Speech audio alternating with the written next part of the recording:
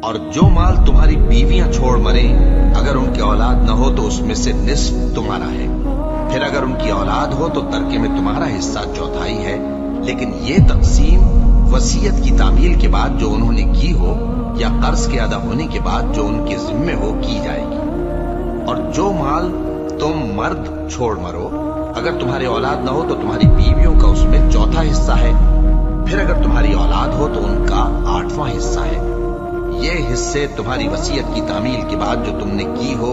اور ادائے قرض کے بعد تقسیم کیے جائیں گے۔ اور اگر ایسے مرد یا عورت کی میراث ہو جس کے نہ باپ ہو نہ بیٹا مگر اس کے بھائی یا بہن ہو تو ان میں سے ہر ایک کا 6واں حصہ ہے، اور اگر ایک سے زیادہ ہو تو سب 1/3 میں شریک ہوں گے۔ یہ حصے بھی بعد ادائے وصیت و قرض بشرطے کہ ان سے میت نے کسی کا نقصان نہ کیا ہو تقسیم کیے جائیں گے۔ یہ اللہ کا فرمان ہے اور اللہ نہایت علم والا ہے، بردبار ہے۔ یہ تمام احکام اللہ کی حدیں ہیں، اور جو شخص اللہ اور اس کے پیغمبر کی فرما برداری کرے گا اللہ اس کو بہشتوں میں داخل کرے گا جن میں نہریں بہہ رہی ہیں، وہ ان میں ہمیشہ رہیں گے، اور یہ بڑی کامیابی ہے۔